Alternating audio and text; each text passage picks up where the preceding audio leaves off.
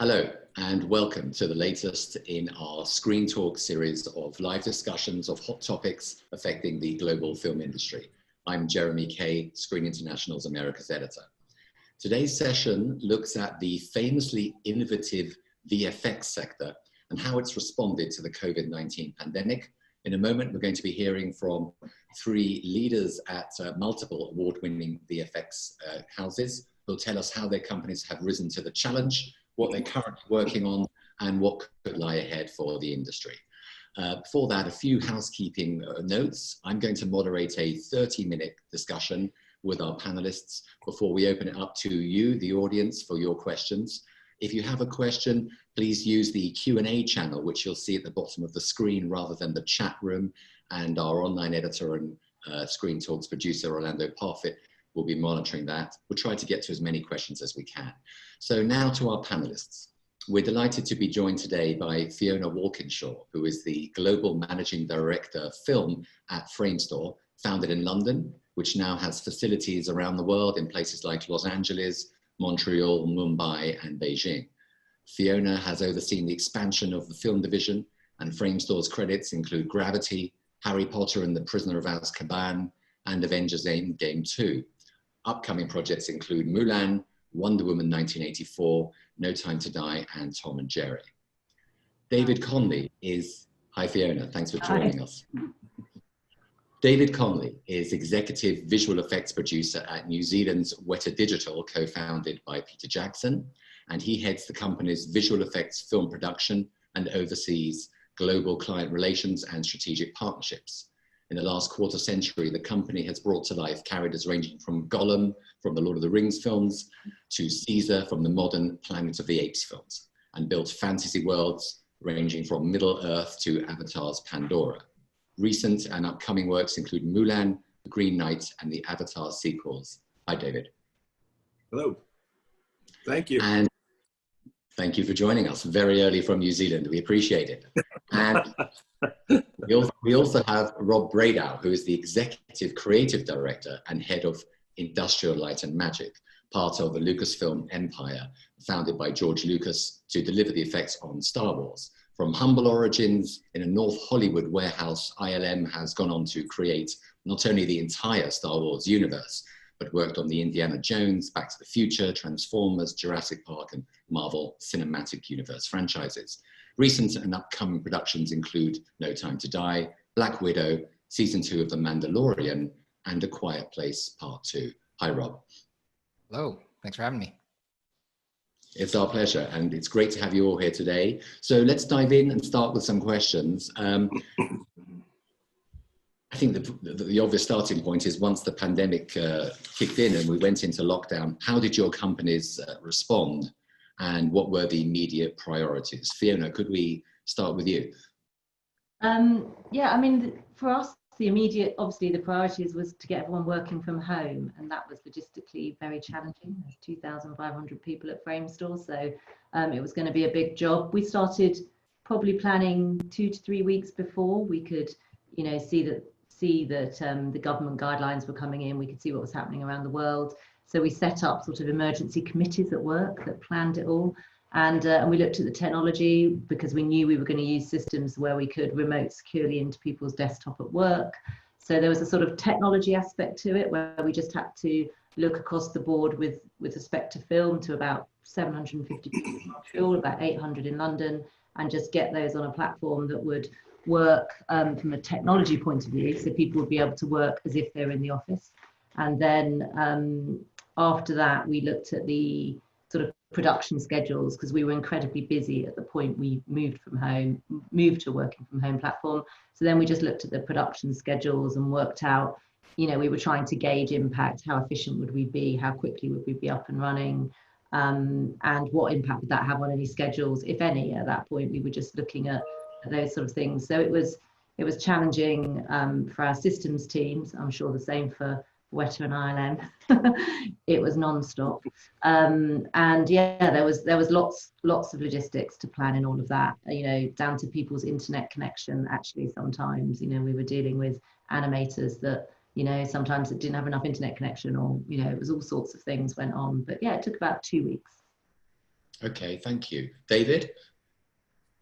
Yeah, sort of to echo what Fiona just said, we had a task force inside of our company. We had identified that there could be a potential issue with COVID. And so we built a team across the company representing the different divisions and different disciplines. And we started planning in the unlikely event that there would be a pandemic inside of New Zealand. And we were methodically sort of progressing with some response plans when suddenly it hit, and it accelerated so quickly that most of the plans we had in place were thrown out the window.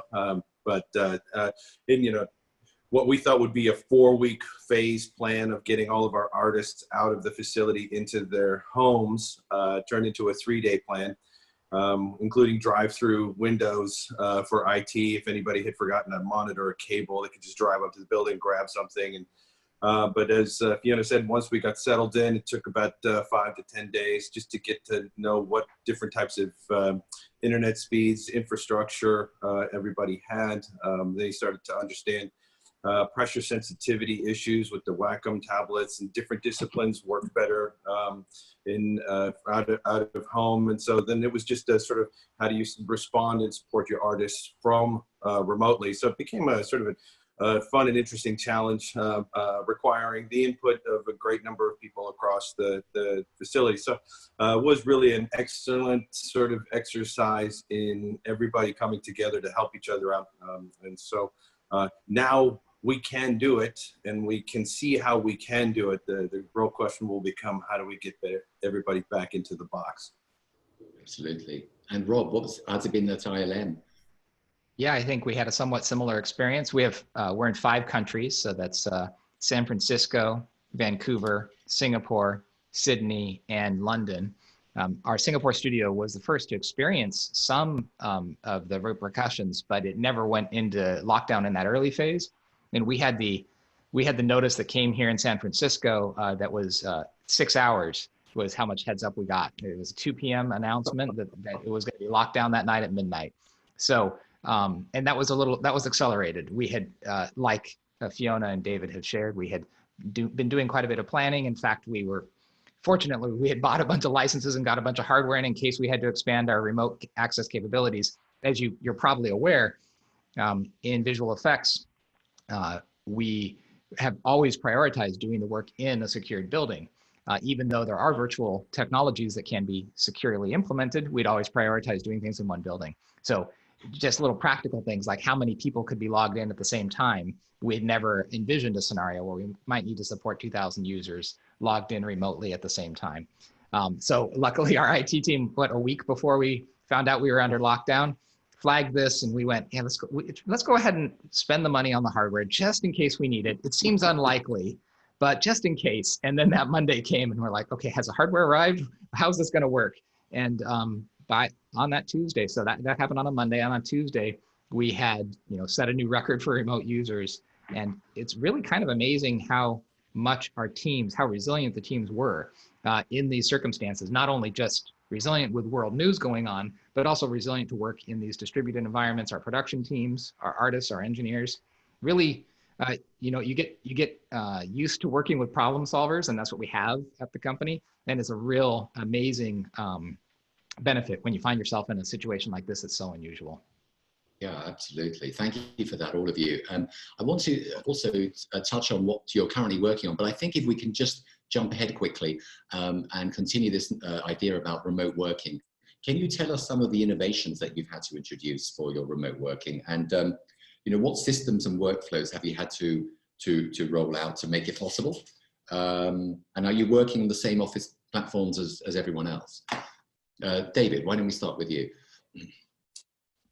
Well, it's a really good question. I think sort of building off of what Rob sort of alluded to, when we first started planning for the potential evacuation or transition into a remote working environment, we just availed ourselves to a number of tools that were already in existence. We didn't do any very special technological development. There were sort of off-the-shelf solutions that already existed. The question was, how do you start to build those to maximize productivity across this remote working environment. We have 1,500 people in a single location. So we're unlike Rob and Fiona's problem of having a global sort of transition to remote work. So we just have 1,500 people here in Wellington, and we just used a variety of different technologies already available to Teradici, RGS,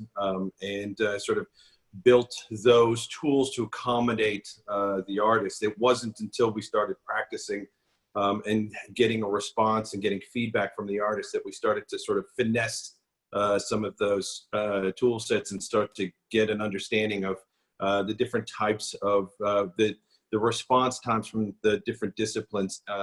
Higher end texture artists, spatial modelers, animators, all having pressure sensitive Wacom tablets. So how do you start to minimize the lag time? Whereas paint, camera, match move artists had different requirements. So it's really just sort of understanding as we go, and it changed, it evolved over the first week and second week and third week, and I think that's also part of how people started to adjust to working from home. And I think, you know, really to me the biggest innovation was actually understanding how your time was spent, because now suddenly you're at home working out of the house and you had access to Zoom and Teams, and you could collaborate with other artists very quickly, dive into a daily session, which was great. But you found yourself having a completely different sense of what your work day was. So as a management team, we started understanding that was changing. And I think that was probably the most sort of non-technological development, was how do we start to structure everybody's workday so that they could maximize their day working remotely. Yes, Rob? Yeah, we have, fortunately, we had some technology that was designed for use in-house for things like collaborative reviews that work very much like web streaming technology. And it ends up being very, very applicable to this situation where you can securely view pixels as if you're watching YouTube or something on a conventional bandwidth. And we can use that both in the office, but of course, in a situation like this, those kind of tools are really valuable. And our experience, I think, was similar. The general artist experience or production team experience was, you know, you had most of the tools available to you that you had at work. We never let any data leave the building. We're keeping that all secure. We have these very important secure workflows that we still have to adhere to. But most of the tools are still available to the artist, but there are some corner cases. Getting really responsive painting on a tablet is not something that had gotten a lot of investment over the years because it just wasn't a scenario that any of us were experiencing. So there's definitely some corner cases where you don't have the same access to that same level of interactivity that really benefits those artists who are doing that critical, detailed work. So those artists are impacted by that for sure. And we have some solutions that are much better today than we had on that Tuesday after we had to shut down. But even still, there's still room for improvement. And certainly it's really nice to as a visual effects community, to be able to re-engage with some of the technology providers who we rely on in this business, who are very enthusiastic now about diving into some of these corner cases that hadn't gotten a lot of attention before, because I think all of us imagine the new normal will include some of this, or at least for the foreseeable future, while we get back to a new normal. And we all want everyone to have as good of an experience as possible. Yes, thank you. And Fiona? I mean, I'd echo what both Rob and David have said. We also used, RGS and Teradici systems. For us, it was more about workflow than it was about technology. As Rob said, we're used to multi-site reviews. We have a big office in Montreal. We do mixed reviews every day where our supervisors are working in London, of course, with supervisors in Montreal. So we had tool sets that enabled that sort of communication and screen sharing, as Rob said, in a secure way, all set up. So we were lucky in that sense. There were a few things we had to sort out, everyone not going into one room to do some animation reviews, certainly animation and fine lip sync on a work from home platform. We had to look at various tools to make that more efficient. But generally, that side of it worked pretty well, I have to say. Whack on tablet, pressure, all those sort of things. Yes, we dealt with all of that as well. But and certain people, you know, having different artists having different tiered machines according to their skill set. So yeah, I would echo what both David and Rob have said. Similar experiences. Sounds like we're all, you know, dealing with the same issues. Yeah, absolutely. Thank you. Well, we can come back to that subject of remote working, but now I just want to get a snapshot from each of you about the shows that you are actively working on now, and also give us an idea if the delivery dates have stayed the same or if some have been pushed back. Rob, can we start with you? Yeah, sure. So we have 24 films or episodic work, and a couple of those are actually ride themed attractions, rides. So a few of those projects that I'm allowed to talk about are a Jungle Cruise, heading to theaters in a little while. Well, hopefully theaters, right? Mandalorian season 2, the next season of Mandalorian that we're working on real hard. The new Jurassic World, Dominion. Space Jam 2 for Warner Brothers, Fast Furious 9, Black Widow. There's a bunch more, but those are some of the highlights of some of the shows that are going on right now. There are some shows that have adjusted their production schedules because if they hadn't completed shooting, they were delayed by this. The shows that we were fortunate in that more than half of our shows had already completed shooting. So we were able to continue in the post-production. And for the shows that didn't need to adjust their schedules on the production side, we were really fortunate to be able to stay on the same post-production schedule and continue to deliver those shows on time to the same quality that we've been doing in the office. And to be honest, at first, you know, on our first day, we were wondering how we were going to achieve the efficiency that we needed to get there. But everybody, like I was saying before, has been so resilient and managing this balance of, in most cases, a very complicated life at home, right? Most people are having their families at home or they have other dynamic situations at home. Managing that in combination with a very heavy workload, because we were very busy with a lot of shows going on at the same time.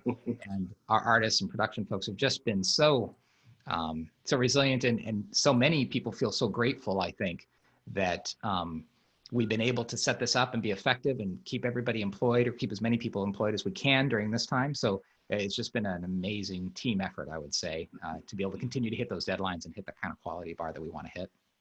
Yes, and a show like Mulan is the film is dated to open in theaters, I think in July, late July, should theaters be open. So one imagines that is done. How about Black Widow and No Time to Die? Are those deadlines still the same for later in the year?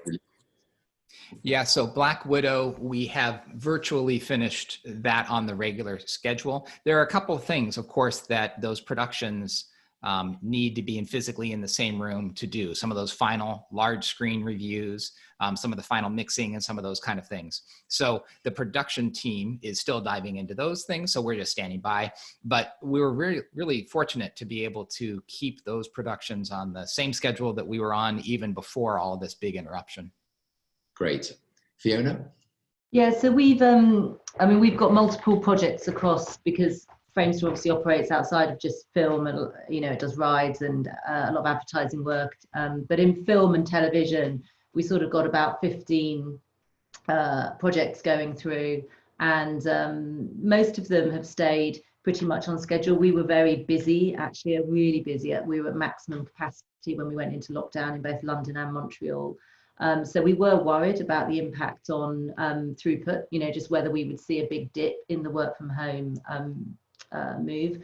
But actually, we sort of tracked efficiency and got quite quickly over a couple of weeks up to a sort of 80% efficiency, and now we're operating completely as if we were in the office. A couple of schedules moved, you know, Tom and Jerry, which is a big project for Framestore, and A Boy Called Christmas, which is for Blueprint Pictures and Studio Canal. They both, we sort of had 6, 7, 8 week extensions added to those, but nothing major really. The rest of them, we're working on Suicide Squad 2, we're doing 4 or 5 shows for Netflix. They've pretty much stayed locked to their original schedules. His Dark Materials, season 2, we're working on, that stayed absolutely to schedule. A lot of clients want to hold their delivery dates, particularly if they're streaming platform work, because they want content. So we're lucky in that we're able to do that. And where schedules have pushed out a bit, it's actually been also because the growth of those projects as well has meant we would have probably asked for more time, even if we'd have all been in the building, because they've grown quite substantially.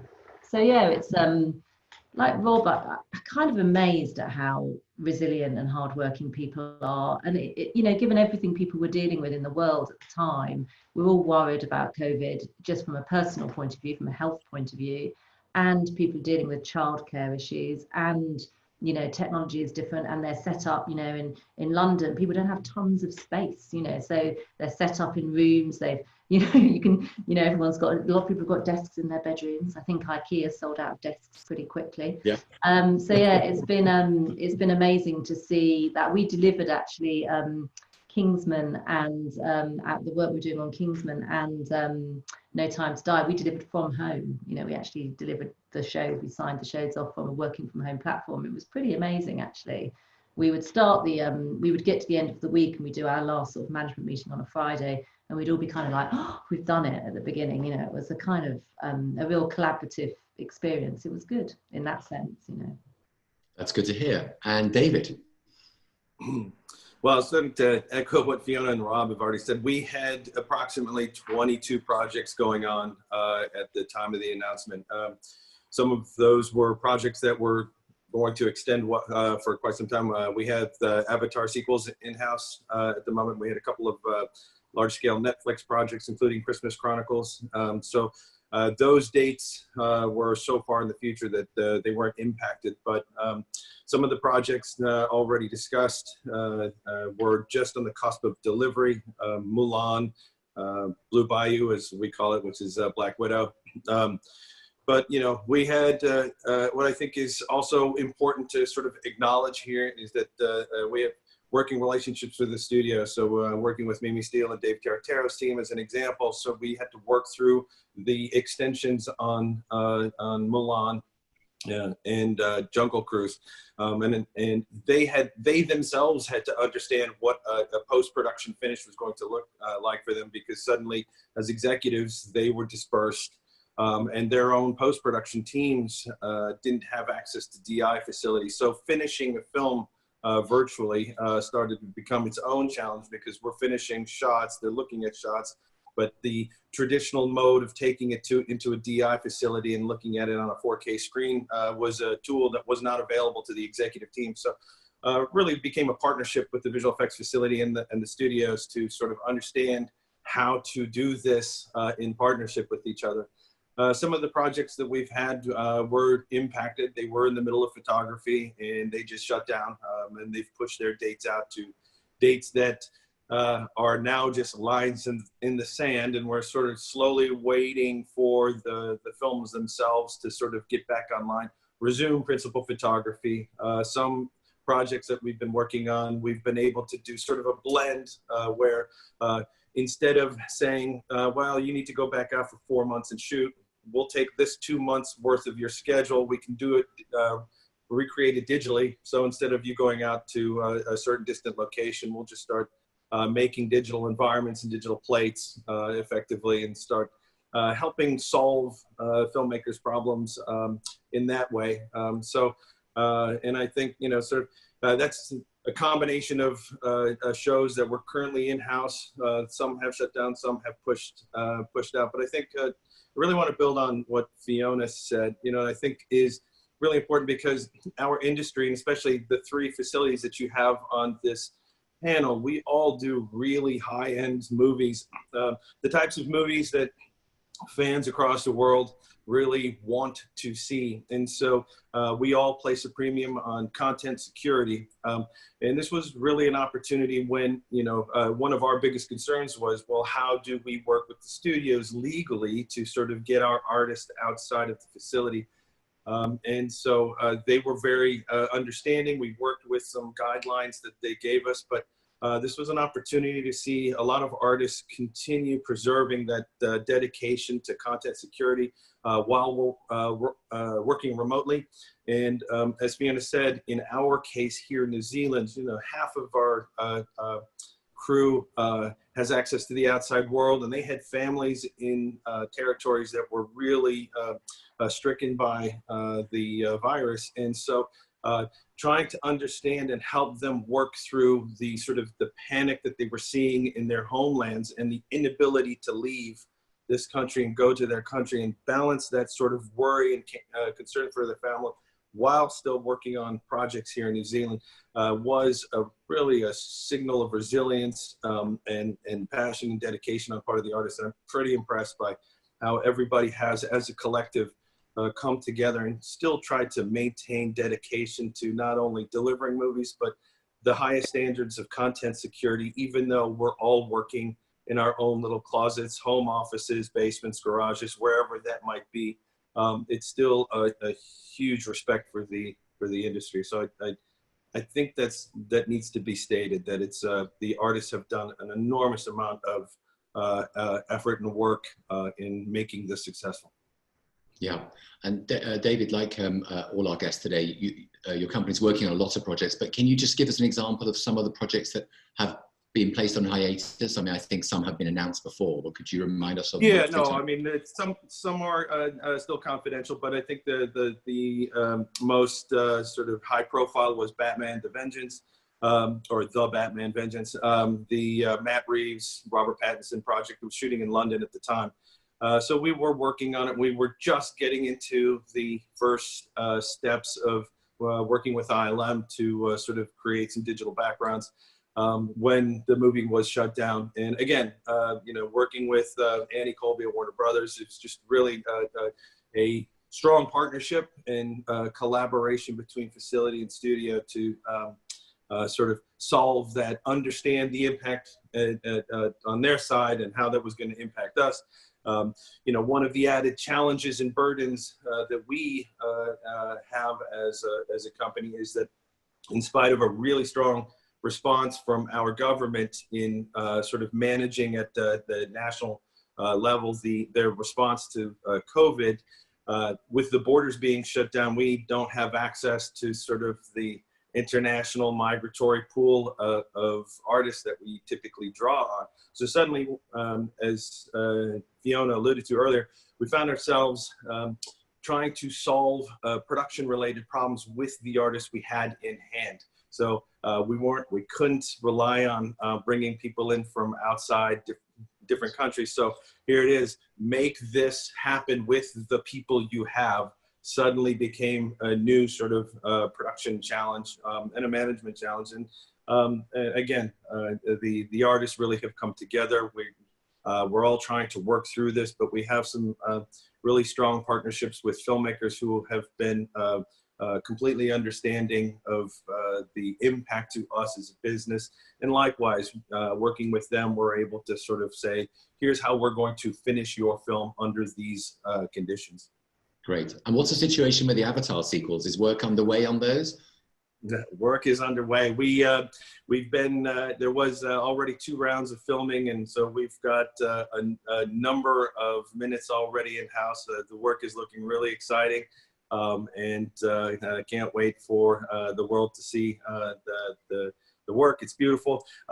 So that was one of the shows that was impacted in a way that their schedule was delayed because they were set to return to New Zealand for a last round of filmmaking. They were going to shoot a number of live action plates here in New Zealand when the COVID hit. They had to shut down, and they just had to rework their schedule, which then sort of became a complicated, nuanced reworking of the schedule with us. At Weta, and now as the response to COVID is looking to be fairly successful in terms of the government's plan to contain the virus inside of New Zealand, we are, it's been announced that they're returning to New Zealand in the middle of June to start up the completion of photography. So we're excited about that, and we'll expect another sort of a couple of months of shooting before they go back to Los Angeles, and we'll continue on with the posting of the sequels. Okay, thank you all. But that's great to hear about the production restarts in New Zealand. And as we know, we're hearing different things from different parts of the world, of course. You know, by when, you've all got a lot of work to do, but when, by when do we need production, broadly speaking, to really get up and running again before the work you're doing dries up? I mean, what's the kind of the mandate on that? Can you give me, is there a rough timeline? What are you thinking of, Fiona? Well, I mean, I think the simple answer to that is as soon as possible. Just in terms of, you know, like David Framestore was working on a couple of really big shows. Disney's The Little Mermaid, we were doing a really large amount of work on that.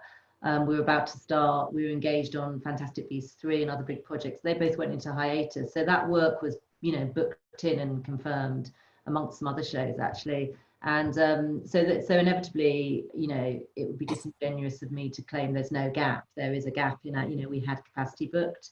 It's not there at the moment. So we're lucky in that we've got a lot of shows and we're very busy. So we've got work going through, you know, over the next 6 to 7 months. But ideally, we would, you know, we definitely have capacity opening up in quite a major way, September onwards, really. And with like, you know, like I'm sure everyone, we're having really positive conversations with studios. I think all of us have great relationships with the execs within the studios and a lot of mutual respect there. So that's great and helpful. But you know, it's definitely difficult. Ideally, we'd like to see shooting, you know, shooting and production plans up and running in July, shooting August, September. But I think the truth of it is each studio is also looking at individual productions and working out what are and each country where they're shooting is going to have slightly different guidelines. So it's a very complicated picture, both at a government level and at an individual production level, as to, you know, how can you shoot with social distancing, you know, hair and makeup, how many people can you have on set at any time, all those things. And I think visual effects can help with that massively, and all the studios are talking to us about those things, which is really productive. But personally for me, I'm hoping shooting, and I think there's momentum around it at the moment. There's definitely a desire to get production back up and running, and we're beginning to see that, which is really positive. But I really hope some of the shows that went on hiatus are back up, you know, August, September time. I think there's news that Batman will start shooting, and certainly we're having conversations with Warner's, Disney and Netflix about shows at the moment. So fingers crossed. But yes, come September, October, I'm really hoping shooting will be up and running. Of course. Rob, would you want to add to that? Oh, I think I can just echo everything Fiona said. We would love, the sooner is better. And you know, as good as well as our teams have done, and as resilient as everyone has been, I shouldn't give the impression that we're not impacted. You know, fortunately, more than half of our shows were not. The schedules didn't have to change, and they were in post-production. But that does leave less than half of our shows that were impacted, and that means, you know, we have people in every region who we previously had work for that we don't have work for. You know, we're trying to get them back on shows as soon as possible. So the sooner production resumes, the better it is for everybody. The more these shows we can get out to the audiences who want to see them, and better for our artists and production teams and everyone to come back and be able to be at full force. So yeah, the sooner is better. We're tracking some shows that are, as Fiona was mentioning, different countries have different regulations. We're tracking some shows that are hoping to shoot in July, and we're doing everything we can to provide them tools to be able to achieve some of their production goals in terms of social distancing, in terms of reducing the headcount on set in every possible way to help facilitate and do anything we can. And I think visual effects can do a lot. We can provide a lot of tools to help us all collectively get back to work as soon as possible. Yes. And David, do you want to add anything to that? I imagine you echo. No, I think the same sort of thing. I think what Rob just said is really important to know. I mean, yes, we did have what we think is a fairly successful transition out of the building, and we're working remotely. And we've been managing our business very carefully, but you know, we can't continue like this indefinitely. We definitely need you know, large-scale visual effects productions to resume filming. And I think, you know, sort of that date of September, October that Fiona alluded to is sort of about the same for us in terms of it would be great to see if large-scale visual effects films are resume photography somewhere in that neighborhood, because you know, we'll start delivering a number of shows, and of course there's a lag time between visual effects facilities delivering shows and then receiving plates, right? So we are going to experience sort of the abatement of work as in the in the near future, and what we need is movies back up and running. So we are looking to help the studios out of London and Los Angeles, just as ILM and Framestore are doing. We're trying to work with them as best we can to help them with new tools, a variety of different tools, and come up with different strategies about how to get their films off the ground. We definitely need Hollywood working again. Yes, absolutely. And we're going to go to audience questions in a minute, but I just want to throw one more at you quickly. Necessity breeds invention, of course, and who better to talk about invention than each of you. Virtual production is something that we've been hearing more about. Is that something that is growing at the moment rapidly? Is it early days? Is it something, are we overstating the relevance of it to current industry production ways of working, or what's the thinking on that, Rob? Well, we are kind of in the right place at the right time for some tools that I think can be very beneficial. We just recently announced that we used a technology called our LED stages that we call Stagecraft, that we used on the first season of The Mandalorian. And what that lets us do is photograph actors and partial sets. Instead of putting it in front of green screen, we can actually put it in front of live graphics that's drawn on LED screens in the correct perspective. So it's this real-time set extension and lighting that can bring a location to you. So it's particularly helpful right now when you may have talent who can't travel to another location, but you still need to go to you still need to shoot in a location.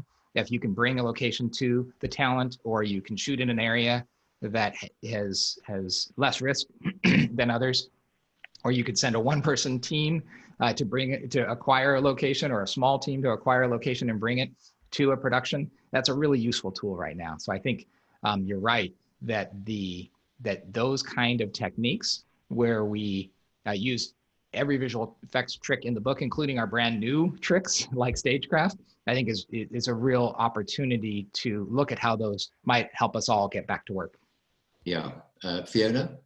I mean, yes, I think virtual production, which means many different things to many different people, is definitely a tool. And the LED panel technology, I mean, when we did Gravity back in the day, we used LED technology. We completely planned, a film in previs. We mapped out the whole, every shot, and used, all those techniques. And at Framestore, we now have FPS, which is our pre-production services unit, which covers everything from previs, post-vis, tech-vis, virtual production toolset, and which we call Farsight. And so, yeah, I agree. I mean, all those tools will really help with a post-COVID world where people won't want to shoot big crowds. They won't want to go on locations. They'll want to do virtual scouting. There's huge amounts of opportunity there. And I think, our clients recognize that. We've certainly, and I'm sure David and Rob are as well, talking to studio executives, talking to directors, talking to producers, and also, using previs as a tool to plan and explore development projects. We're doing a few shows at Framestore at the moment that we've been doing through this, where we've been planning methodology, character development, all in a lockdown world, so that when they can shoot again, the studios are really ready. They've really the productions have really sort of pinned down what they want to do, how characters will interact, scaling issues, what sets will be built digitally, what might be filmed remotely, put through LED panels, and then extended out digitally. So I think there's a whole tool set that will be used and will be incredibly helpful. So fingers crossed, lots more work for visual effects. Yeah. Absolutely. David, do you want to add that? Sorry, Fiona. No, I was just going to say we'll need it. We'll need more work. Yeah. Absolutely. David, do you want to add to that? And then we'll go to some audience questions. I think, look, virtual production is a term that has gained a lot of forward momentum at the moment, because I think not many people understand what virtual production is. If we conceive of it as a suite of tools that allows you to digitally replicate the cinematic on-set live action experience, that's sort of what virtual production is. Avatar, Weta has been involved in virtual production for many, many years. So we're a bit more fluent in virtual production, but we're starting to see some directors, some filmmakers who are really at home inside of that space. And some people are just coming to the table trying to understand what virtual production really means, because it takes a little bit of transition, understanding being next to a real physical camera and then suddenly grabbing an iPad and, you know, working inside of a volumetric space that has LED panels and it's replicating. That's a new way of looking at the world for a lot of filmmakers. And of course, as Fiona sort of alluded to, even for a number of executives, it's new terminology, it's a new way of approaching. And so there's a really good opportunity here to be able to showcase the suite of tools that visual effects community has at its fingertips to be able to sort of help solve filmmaking problems and bring solutions to the table that aren't otherwise available or understood by a lot of filmmakers. And I think Fiona's had referenced the ability to previs and work inside of a virtual space. You know, those are examples of really successful tools that allow filmmakers to work in one country, in another country. You know, you could have your director in Spain, a production designer in Scotland, and you could have an editorial team in Australia, and all of them working inside of a same sort of digital location, scout it, understand how motion works, understand how the camera is going to move through that digital space, just so you can start planning what that live action shoot might look like were you to shoot that in Pinewood. So there's a number of tools out there that are really exciting, and all three companies here are at the fore of innovating on top of that. And so I think this is going to be an exciting leap in the understanding and the definition of what virtual production means and can bring to the filmmaking community. Great. Well, thanks to each of you for answering that and for defining virtual production, because you did a much better job than I could have attempted to do, for sure. Now we've got some audience questions. Quite a lot of people are asking this. How is COVID-19 going to impact hiring in the short and long term? Fiona, would you want to take that one on? Oh, thank you. That's quite a hard question. Thank you. Yeah. How is, well, in the short term, it is going to impact hiring, certainly from a Framestore perspective. I mean, depending on what the next few months holds, we know what work we've got. We are largely crewed for that work. So in the short term, I think it will impact hiring, unfortunately. In the long term, I think there will be, post-COVID, I think it's important to remember, because it's uncertain times and there are lots of people worried about their job at the moment in lots of businesses, not just visual effects. And I think you have to be, you know, we're also aware of that. And so I think in the long term, there will be a lot of work. We will return to a world where visual effects is incredibly busy, where there is a big demand. There might be more demand because of the world that we'll be operating in for a few months afterwards. So I think once shooting resumes, the video on demand platforms, the streaming platforms that are out there as well, has meant that there's a lot of work around. Visual effects companies work on rides, they work on streaming platform work, they work on television projects, they work, you know, Framestore's case, we work on advertising as well. So there's, you know, there's going to be a lot of demand for that work. I don't see that going away. And hopefully in the long term, we will, you know, be able to hire again, and we will go back to a growth mode, which we were in before COVID. You know, we were growing our business, we were growing our headcount every year. So, and we're planning to continue to do so. So in the short term, yes, there'll be an impact on hiring. In the long term, it will get back to normal and we will be growing again. I'm sure of that. Yeah, yeah. I imagine David and Rob, with all respect to you, you would broadly echo what Fiona said. So for the sake of expediency, maybe we'll go on to another question. Glad she fielded that one. you took one for the team, Fiona. It's a very sensitive issue at the moment, I think. Yes, of course it is. Of course it is, and thanks for answering that one. Got a question here from Taylor Potts, who asks, short of borders, visas and eligibility, do you see VFX work becoming decentralized and more global? For example, do you foresee more opportunities for artists to work remotely for studios in different cities without having to relocate? I think we touched on this, but David, would you want to answer that? would it become more less decentralized and more global? Well, I mean, I think this sort of echoes a bit what sort of, it's a logical extension of Fiona's answer from the previous question. I think, and you know, don't know what the new normal is going to look like. Can't predict what the world is going to look like, but clearly it's going to be different. Clearly there is going to be an expectation that there will need to be some sort of hybrid model where we have workers, artists working out of their homes or on distant locations. In some respects, we've already done that in the sense that, you know, prior to the pandemic, if we had a shoot, say in Panama, and I'm talking about, you know, or Panama or Africa or wherever, you could have a series of workers on set who would sort of communicate and send images back, work inside of a previs, do sort of virtual comps on location, send back to the facility. Well, now we're doing the same thing with having artists work remotely. And the real big question for us will be going forward in the future, what does a facility, an institution look like? What, if we're located here in Wellington and Framestore, let's say London and I'm in San Francisco, what do those facilities look like? Are we going to expect everybody to come back in? I don't think so. It'd probably be unrealistic to expect that.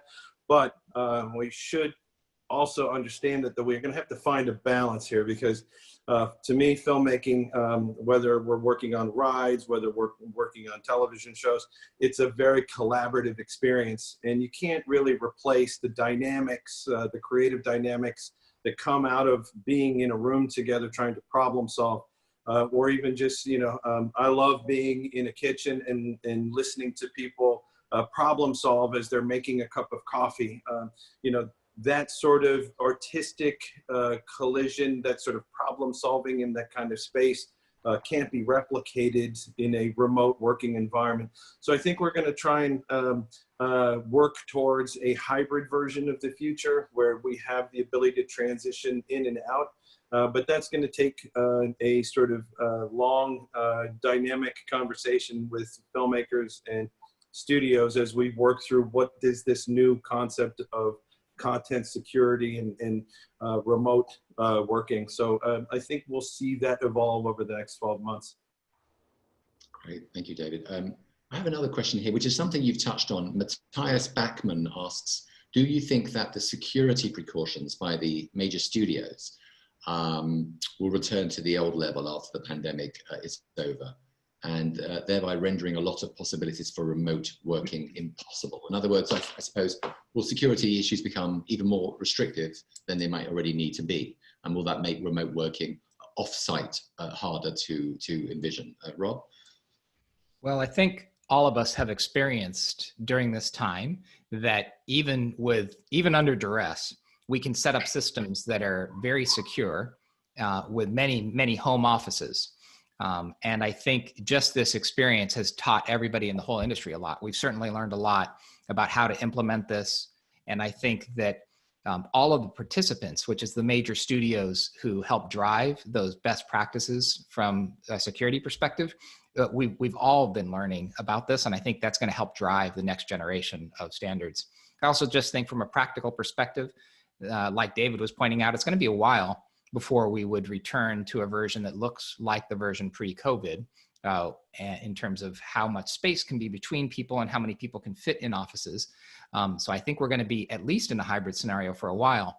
And I'm fairly optimistic that although you don't get the benefit that is great when you bump into somebody in the kitchen and you have that spark, or you just hear what's going on and you say, oh, yeah, I need to learn more about what's going on that show, or that sounds like something that's similar to happening on my show. Those kind of moments are very hard to replace virtually, but we found some really amazing connections virtually. The ability to do meetings like this with hundreds of people without having to rent a building to go into and get questions from anybody that you can see and they can participate on a one-on-one way with all through all levels of the organization. We've actually found some amazing collaboration opportunities in this format that have worked much better than we anticipated. So my focus right now is how we maximize those opportunities in what we're looking at, which is going to be, we're going to be in this mode for at least a little while. And I think to answer the specific question, I think the security precautions are going to evolve. They're always going to require the very highest content security, and none of us have any interest in compromising that. But if we can implement things in a very secure way, which I think we've shown we can, I think there's going to be openness to that in the industry. Yeah, thank you. We talked a little, and there's quite a few questions about, you know, workplace systems. Is there any idea when where are you right now with your thinking with regard to reopening the office or having more of your teams go back into the office? Fiona, is it possible to talk generally about that subject? Yeah, sure. I mean, we're just a bit post-exhausted from moving out, so we've started talking about moving back in. And we did our first meeting and we all sort of deflated at the end of it. We were like, oh my God, that's going to be really complicated. I mean, when we move back into the office, in terms of timings, you know, we're waiting for government, you know, guidelines in terms of people going back to work in both the UK and Montreal, speaking just for film, in Los Angeles and Chicago and New York, where we've got offices, it will be slightly different again. So we have to respond to all of that. We've assumed nobody will go back in the office before August at the earliest, is our first line in the sand. We're then looking at you know, if we do start going back in August, which is still an if, then it will be very staggered and very partial. I think we're looking closely at workflow in terms of a flexibility around a hybrid system, as David alluded to earlier. There'll definitely be people working from home and people working in the office, and how will that work? Certain teams, you know, are very easy to work remotely. There'll be people that have long commutes or in London, there's the issue of the underground and how safe will people feel. And actually that's a really big consideration for Framestore. You know, people have worked very hard in uncertain times. In both Montreal and London, there's an underground system. We don't want to put people back on public transport who don't feel comfortable going on public transport. So all of those things are in the mix at the moment, but we're certainly assuming June and July, we're still on a working from home basis. And then we're starting to think about small numbers moving back in. You know, there's also a cost associated with that. Once you've got an office and working from home, you start incurring all the costs of an office. So we have to look very carefully at all those things at the moment. Yes, of course. And you floated August, and I just want to get an answer from David and Rob about that too. David, just briefly, is there a rough timeline? Well, we've actually started moving artists back into the facility. So this past week has been the first artist moving into the facility.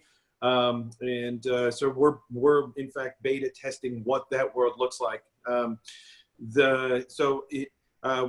As we start to see how the world works, it'll be a phased approach over the next 4 to 5 months. We'll bring in people 10, 12, but it's a brand new world order where understanding what the distance is between artists and how do you start to support them from a facilities level in terms of providing them coffee, food, you know, how does IT interact? So we're already into that space, and obviously, you know, we'll be able to sort of share some of those experiences to our colleagues such as Fiona and Rob. But I think this is where we're starting to see some artists do want to be back inside of the facility. How do we accommodate them? It's going to dynamically change our property portfolio. Suddenly, do we need all these buildings? How do we connect it? It will be an interesting challenge over the next 6 to 8 months as we sort of define what that new world looks like. Sure, thanks. And Rob, briefly, is there a timeline that we can talk about? You know, since we're in 5 countries, we don't actually have one, we have 5 timelines, and they are, you know, I don't have too much more to add other than it's going to be sometime between now and the fall, and it varies between each of our locations, and we're not in any big rush. We're feeling we're very efficient in our current configuration. We know there'll be a hump to get over to get efficient in the next configuration. So we want to be a late adopter of the return to the office because we actually we're seeing some benefits of being in this configuration. Okay. We've got a question here from Antonio Garcia that touches on just much more broadly the work you do and the end product. We know that cinemas, there's a plan for cinemas to reopen in the UK. Cinemas have been opening elsewhere around the world. Do you still see the theatrical experience as the ultimate canvas to showcase your work? Rob, throw that one at you. Well, I love film. I would really miss theaters if they weren't available. I think that collective experience of looking at a huge picture with great sound is still a premium experience that I think, I know I certainly miss, and I think a lot of other people do as well. We love the fact that there's multiple canvases. I think there's shows that are better on the small screen, and they evolve differently when they evolve week to week. And we've all, I think, benefited from having a variety. The giant tent poles with a 2-hour movie in the theater, and the fantastic streaming shows like Mandalorian, like some of these other shows that have been really inspiring over the last few years. And so I'm excited that we have both. I certainly hope both continue into the future in a healthy way. Yeah. Fiona, would you want to add to that?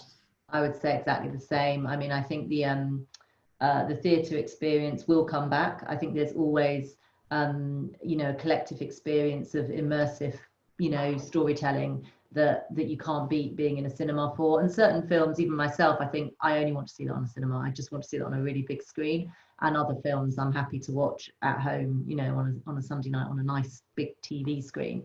So yeah, I think it will remain. It might take a little while for people to go back into the theatres.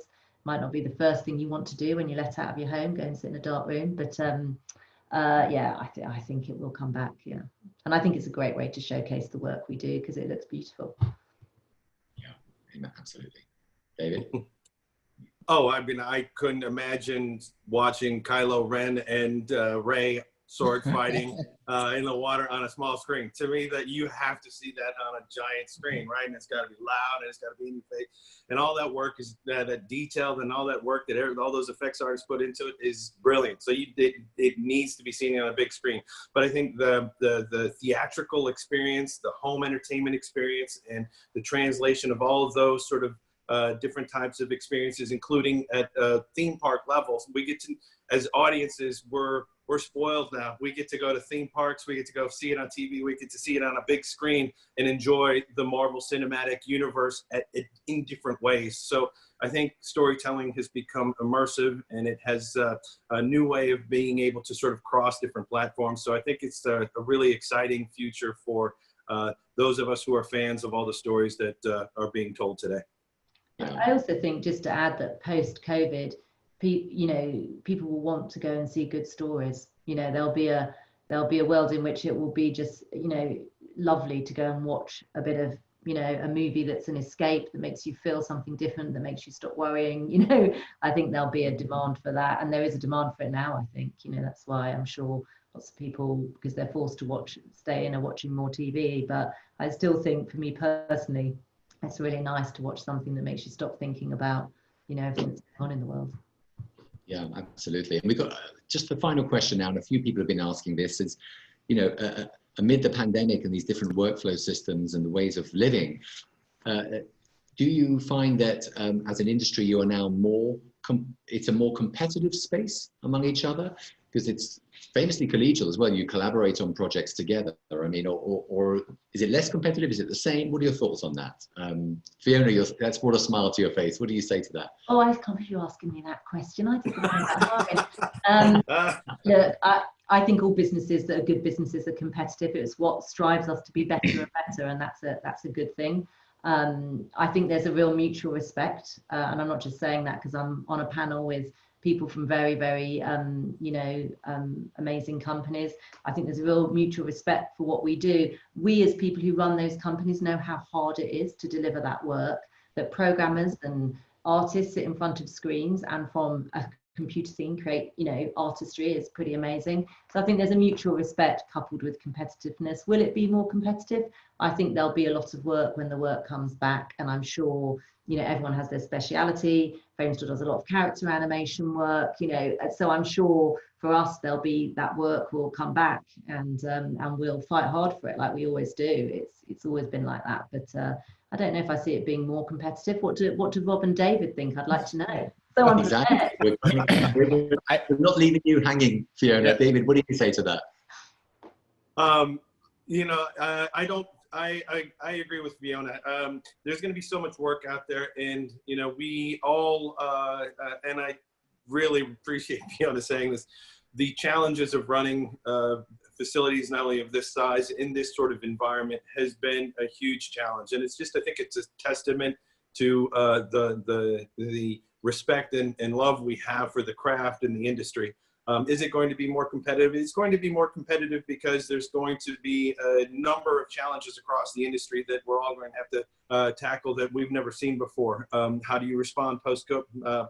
How do we respond to the pandemic? None of that has been part of this sort of the manual for the future.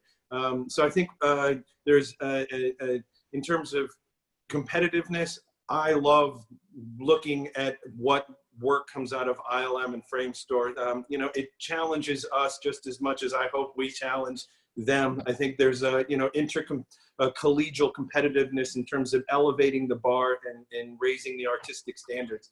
That said, the economic landscape for visual effects is obviously, this pandemic has highlighted how fragile it is and how difficult an industry it is to maintain viable as a business.